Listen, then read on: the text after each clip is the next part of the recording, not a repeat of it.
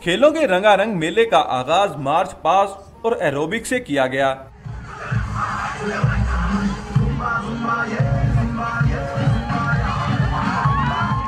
तालिबात ने शमशीर जनी और जिम्नास्टिक में सलाहियतों के जोहर दिखाकर धाक बैठा दी। हम लोगों ने एरोबिक्स परफॉर्म किया और हम लोगों को बहुत मज़ा आया, बहुत इंजॉय किया हम लोगों ने इसको। इस तरह के इवेंट्स होते रहने चाहिए ताकि स्टूडेंट्स को आगे आने का और उनको हौसला मिले कि हम लोगों ने बढ़ चढ़ के हिस्सा लेना। हमने बहुत इंजॉय किया, बहुत कोऑर्डिनेशन थी, हमें बहुत मज़ा आया। ऐसे इवेंट्स हर ईयर हर इंस्टीट्यूशन में होने चाहिए क्योंकि पढ़ाई के साथ साथ हमें फिजिकली और मेंटली भी फ्रेश रहने की ज़रूरत है। लड़कियों ने जोरे बाजू से रसाकुशी में हरीफ टीम पर सबकत हासिल की, जबकि चाटी रेस से हाजरीन खूब महजूज हुए।